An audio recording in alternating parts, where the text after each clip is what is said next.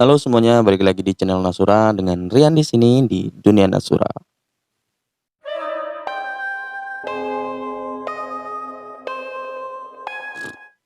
Pada video kali pada video kali ini aku akan kembali menceritakan atau melanjutkan cerita horornya Nasura yang berjudul Jagrak. Dan mohon maaf sekali karena bisa melanjutkannya sekarang karena selalu ada kendala setiap ingin tag video. Dan ya mohon dimaklumi buat kalian yang menyukai konten-konten horor atau konten-konten yang berbau creepy, kalian bisa dukung channel ini dengan cara di-subscribe, di-like, dan di-share. Dan kalian juga bisa DM ke Twitter kami, yaitu di Nasura dan di Korean 666, yaitu Twitterku sendiri. Kalian juga bisa membaca thread horornya yang sudah ada di sana. Dan buat kalian yang nggak ingin membaca atau malas membaca, kalian bisa tonton video ini. Oke, nggak usah berlama-lama lagi. Kita langsung saja ke intinya. Kita melanjutkan cerita Jagrak. Oh ya, satu lagi. Jika mataku tidak melihat di kamera atau fokus ke sini, berarti aku baca. Gitu. Oke.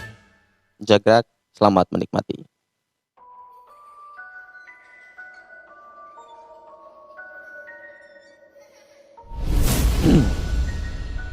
Hampir pagi, ketika Wisanggeni memasuki lobi sebuah rumah sakit di kota B. Dia memapa keponakannya sambil berlari memasuki lobi. Beliau langsung disambut oleh petugas jaga yang langsung menggelendang keponakannya ke ruang penanganan. Pertama-tama yang dilakukan oleh para medis adalah membersihkan tubuh dan luka-luka gadis belia, lalu menjahit kepalanya yang terluka dan memasang infus. Mereka menggunting pakaiannya karena kondisinya memang sangat tidak layak dan menggantinya dengan baju medis. 30 menit kemudian, dokter jaga sudah datang memeriksa kondisinya. Dokter terlihat tercengang sebentar sebelum akhirnya menghela nafas berat. Wisanggeni segera mendekati dokter begitu dokter selesai memeriksa keponakannya. Saya walinya dok, tepatnya pamannya. Dokter itu menatap Wisanggeni beberapa saat, mungkin sedang mencari kata-kata yang tepat. Dia harus melewati masa kritisnya sebelum saya bisa melakukan pemeriksaan selanjutnya. Luka-luka fisiknya juga perlu penanganan intensif. Semoga tidak terjadi apa-apa di kepalanya. Di situ dokter berhenti sebelum akhirnya melanjutkan kembali kalimatnya. Saya mengkhawatirkan kondisi rahimnya juga. Wisanggeni sangat terkejut sekaligus bingung. Rahim? Tanyanya bingung. Iya, saya mencurigai ada sesuatu di rahimnya. Maksud dokter dia hamil? Saya belum bisa memastikan ini sebagai sebuah kehamilan.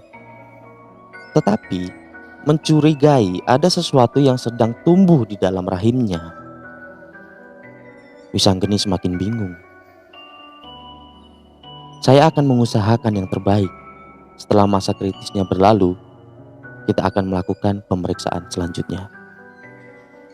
Baik dok, terima kasih. Dokter berlalu dari tempat itu setelah berpamitan dengan Wisanggeni. Wisanggeni terpaku di tempatnya, berusaha mencerna apa yang terjadi. Sementara dia tidak mampu melihat apapun. Bagaimana bisa segelap ini? Beliau mengeluh dalam diam. Apa yang terjadi sebenarnya? Kenapa mata batinnya tidak dapat melihat apa-apa? Kenapa begitu gelap? Apa sebenarnya yang sedang dihadapi keponakannya? Lagi-lagi hanya bisa mengusap wajahnya berkali-kali sebelum akhirnya beliau memutuskan untuk ke musola. Mengambil wudhu lalu bersila dan tergugu dalam tangis dan zikir. Entah berapa lama beliau seperti itu. Ketika beliau merasakan seseorang menyelimuti bahunya, beliau menoleh ke atas. Seseorang tersenyum, wajahnya begitu teduh dan senyumnya bagai hutan hujan. Wisanggeni tersentak saat mendengar azan. Rupanya beliau tertidur dalam zikirnya, tapi memang baunya telah berselimut. Beliau cengengukan mencari orang dalam mimpinya, namun tidak ditemukan. Di situ tidak ada siapa-siapa selain muazin. Jelas bukan dia yang menemuinya barusan. Lalu beliau melepas selimut di bahunya dan memperhatikan dengan seksama. Setelah berapa lama beliau tersenyum dan bergegas kembali mengambil air wudhu.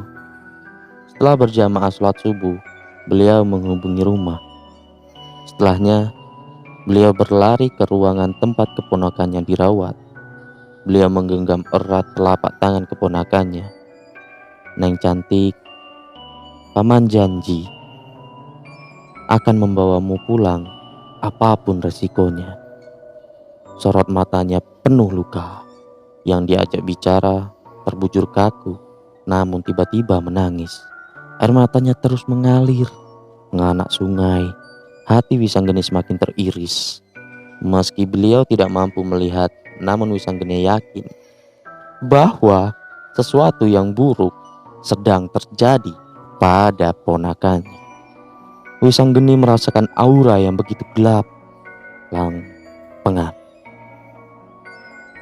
Beliau merasakan hawa panas saat berada dekat dengan keponakannya.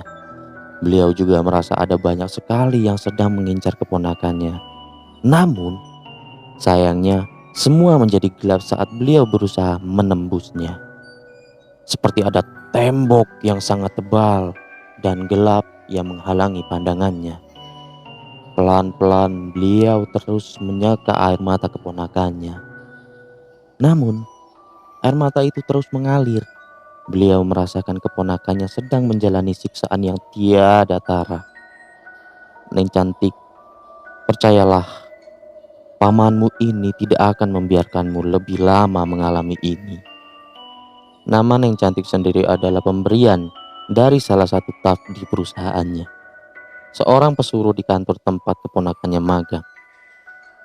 Justru dari pesuruh ini, beliau menyadari bahwa keponakannya memang menawan. Entah mengapa mulanya beliau hanya ingin bercanda, ikut memanggilnya Neng Cantik. Tapi ternyata justru akhirnya semua orang memanggilnya demikian dan berubah panggilan kesayangan untuk keponakannya. Entah mengapa beliau juga merasa begitu dekat saat memanggilnya dengan nama Neng Cantik. Wisanggeni masih terus menyeka air mata keponakannya ketika keluarganya datang, istrinya dan kedua putra-putrinya. Kedua putra-putrinya langsung memeluk. Adi yang memiliki autis langsung bersembunyi di balik punggung papanya. Dia mengintip sapu jagat yang sedang terbaring kaku. Wisanggeni yang menyadari tingkah putranya langsung jongkok. "Kenapa sayang? Apa yang kau lihat?" Adi langsung memeluk papanya dan menangis. Tangisnya pecah dan susah dihentikan. Dipopongnya putra menjauh dari tubuh keponakannya, meninggalkan kamar itu dan menepi. Setelah putranya tenang, Wisanggeni memberikan telapak tangan kirinya pada putranya. Adi menyambut telapak tangan ayahnya dan menggenggam erat. Lalu keduanya memejamkan mata. Keduanya berjalan menyusuri aspal di wilayah hutan larangan. Adi setengah berlari menyeret tangan ayahnya, terus menyusuri aspal menembus jauh semakin masuk hutan larangan. Adi berhenti di pohon mahoni. Jari telunjuk menunjuk ke arah pangkal pohon di antara akar-akar yang mencakar tanah. Wisanggeni syok melihat pemandangan di hadapannya. Keponakannya meringkuk tidak berdaya, sementara tubuhnya dikerubungi banyak sekali bayangan hitam dan sedang menjelati luka-luka di tubuhnya yang masih basah. Darah yang mulai mengering kembali dijilati dengan rakus. Wisanggeni langsung menghalau bayangan-bayangan hitam itu, lalu membopong tubuh keponakannya, bergegas meninggalkan tempat. Sementara Andi mengikutinya dengan berpegang pada bajunya. "Bangun, Pak!" "Adi, bangun!" Rati nampak bingung melihat kedua lelaki yang dikasihinya duduk di bawah bersandar di tembok sambil memejamkan mata. Keduanya membuka mata saat tubuh keduanya digoncang oleh Rati. "Mbak Ida udah siuman, Pak." Wajah Rati begitu sumringah. Wajah Wisanggeni dan Adi masih syok. Rati membimbing keduanya untuk berdiri. "Ayo cepat, Mas Adi cepetan," ditanyai sama Mbak Ida. Rati memang tidak memahami apa yang baru saja dialami oleh Wisanggeni dan Adi. Keduanya mengikuti langkah Rati sambil berusaha memulihkan kesadaran. Adi sedikit kelegaan ketika melihat Sapu Jagat sudah sadar. Sapu Jagat tersenyum menyambut keduanya. Wajahnya masih pucat dan terlihat lemah. Adi langsung memeluk Sapu Jagat, sementara Wisanggeni memperhatikan keduanya. Rati bergelayut manja di lengan Wisanggeni. Ada sedikit ketenangan di sorot mata Wisanggeni. Namun, jauh di lubuk hatinya, beliau merasa masih akan banyak hal mengerikan yang akan menghadap. Namun, jauh di lubuk hatinya, beliau merasa masih akan banyak sekali hal yang mengerikan yang akan dihadapi oleh keponakannya. "Apapun itu, aku akan selalu di sampingmu," batin Wisanggeni. Wisanggeni menghela nafas panjang ketika mendekati keponakannya. Sapu Jagat langsung mencium tangan pamannya. Setitik air mata jatuh di punggung telapak tangan Wisanggeni. Bibir Sapu Jagat memang tidak berucap apapun, tapi air matanya sudah cukup bercerita bahwa betapa beratnya keadaan yang sudah dia hadapi. Pamannya memeluk dan berkata, "Terima kasih sudah kembali." Suaranya pelan nyaris berbisik. Di situ tangis Sapu Jagat pecah. Hari itu berlalu dengan damai. Sapu Jagat menjalani pemeriksaan untuk rahimnya dan kepalanya yang terluka. Hasil tesnya tidak ada masalah di kepalanya, namun memang ada masalah di perutnya. Sesuatu yang sedang tumbuh di perutnya, dan itu bukan tumor maupun bayi. Hampir senja ketika Magdalena dan Rati meninggalkan rumah sakit. Tinggal Adi dan Wisanggeni yang menemani Sapu Jagat. Ketika keduanya sudah pergi, Adi membisikkan sesuatu di telinga papanya. "Pah, yang ada di perut Mbak Ida kayaknya bakal keluar malam ini. Adi takut." Adi terlihat gemetaran sambil memegang lengan papanya. Wisanggeni yang menyadari ketakutan putranya membimbingnya untuk duduk. "Apa yang kau lihat, sayang? Ceritakan semua pada papa." "Tak perlu takut, di sini ada papa." Wisanggeni berusaha meyakinkan putranya.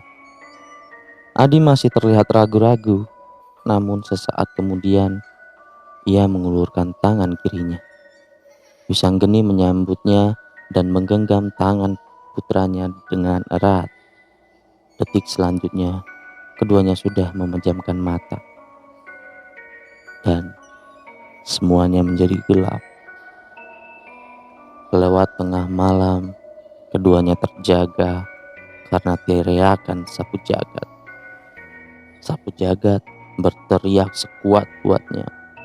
Suaranya menggema, memecah kesunyian rumah sakit. Adi dan Wisanggeni tergagap, terbangun. Keduanya berusaha mengumpulkan kesadaran. Samar keduanya melihat Sapu Jagat sedang memegang sesuatu. Benda panjang berbentuk seperti ular yang masih berlumuran dengan darah. Dipegangnya dengan kedua tangannya, lalu krek. Benda itu patah tepat di lehernya. Lalu ditariknya hingga terpisah dari tubuhnya. Detik selanjutnya, Sapu Jagat melempar benda tersebut ke tembok di seberang tempat tidurnya. Benda itu membentur tembok sebelum akhirnya jatuh terkulai ke lantai dan tidak lagi bergerak. Dan memang benar, itu adalah tubuh ular dan kepalanya yang sudah terpisah dari tubuhnya.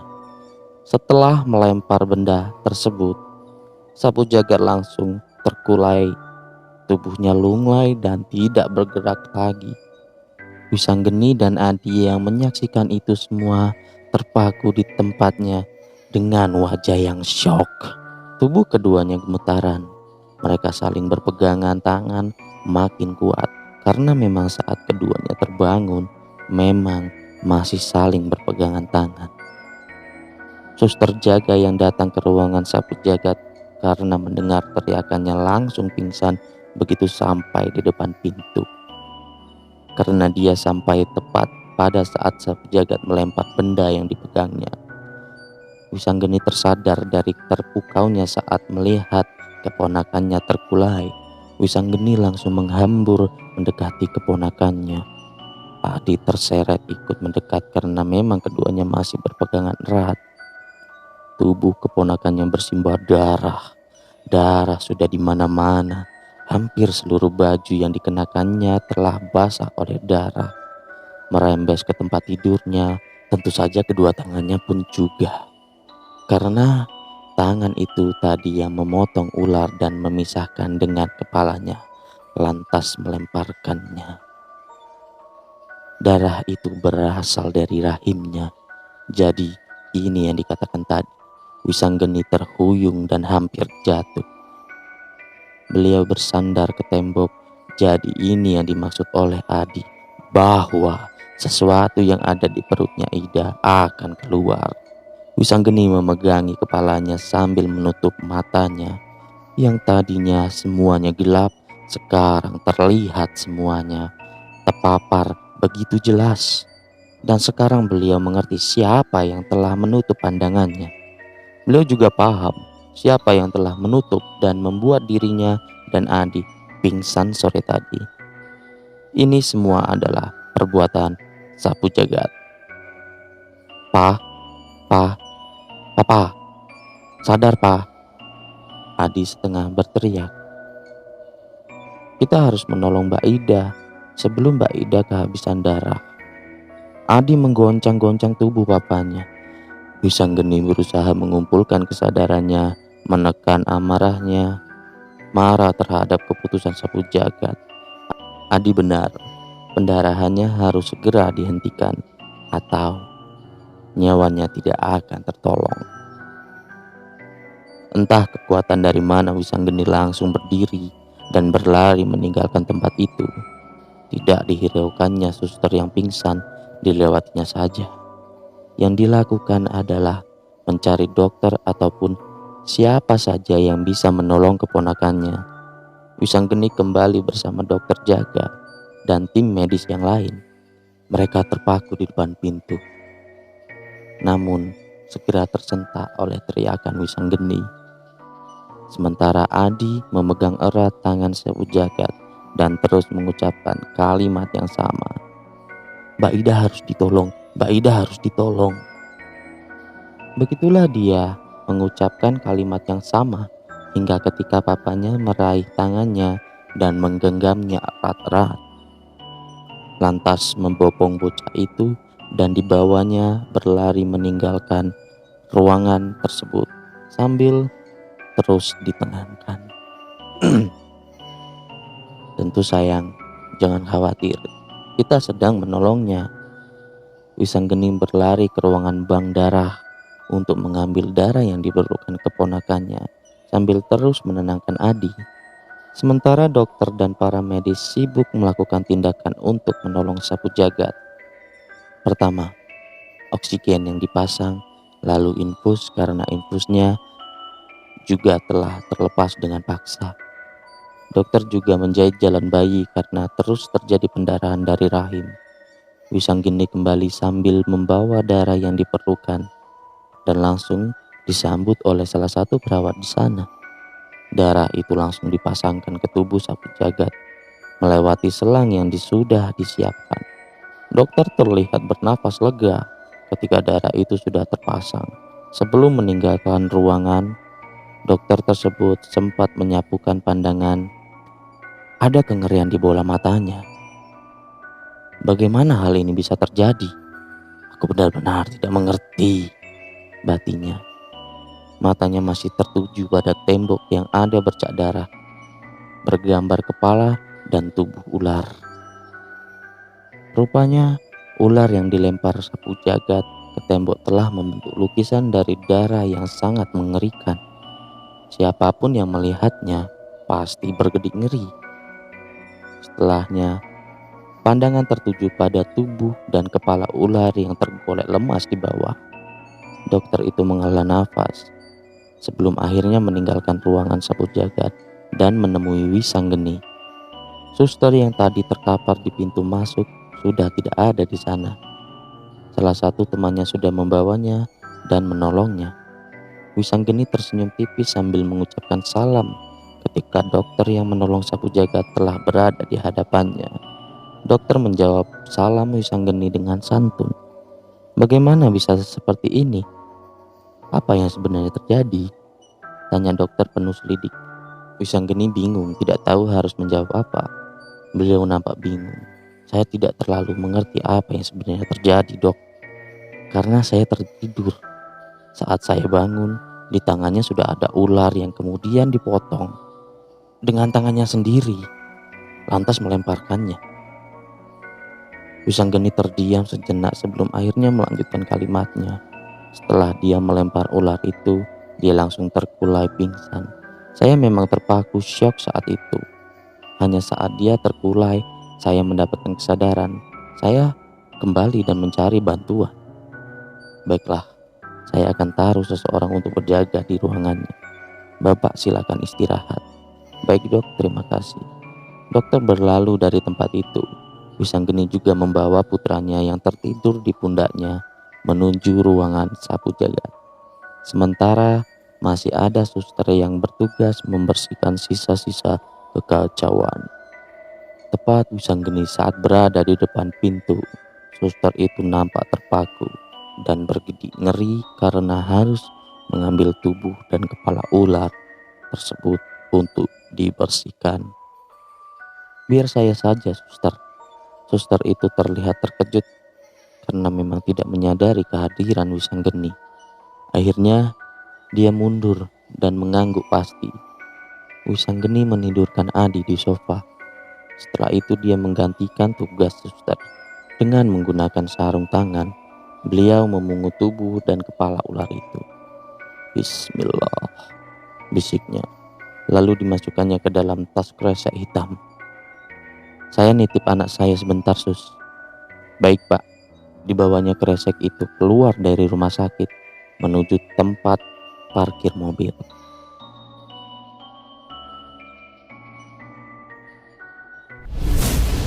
Ya segitu dulu untuk cerita Jagrak, dan insya Allah segera atau secepatnya akan dilanjutkan untuk bagian selanjutnya. Dan kebetulan untuk cerita Jagrak ini cukup panjang, jadi akan ada beberapa part atau beberapa bagian yang memang harus dipisah-pisah. Nggak mungkin dijadikan satu video doang gitu kan ya. Baik, sebelumnya aku ingin meminta maaf kepada kalian semua yang menunggu updatean video-videonya Nasura. Ya karena memang terlalu banyak kesibukan yang harus dilakukan dan tidak ada waktunya untuk men-tag video. Ya seperti yang aku katakan di awal tadi, terlalu banyak kendala setiap ingin tag video. Dan buat kalian yang ingin mendukung channel ini, kalian bisa like video ini dan di-share ke teman-teman kalian, dan juga kalian bisa dukung channel ini dengan cara di-subscribe tentunya. Semoga saja kita bisa memberikan hiburan kepada kalian dan terdapat lagi konten-konten yang lebih menarik daripada membacakan thread horror saja. Oke. Kalian juga bisa tinggalkan kritik dan saran di kolom komentar dan juga request di kolom komentar, ataupun kalian juga bisa kirimkan request, kritik dan saran kalian di email kami ataupun di DM kami, ada di Twitter dan Instagram. Jadi kalian bisa tuangkan semuanya yang ada di situ. Dan satu lagi buat kalian yang menyukai literasi ataupun puisi-puisi, kalian bisa kirimkan puisi kalian di email kami ataupun cerita kalian agar bisa dibuatkan puisi. Nantinya akan aku bacakan dengan suaraku yang seperti ini tentunya. Oke, segitu dulu untuk video kali ini. Aku Rian, salam kompas selalu. Tos.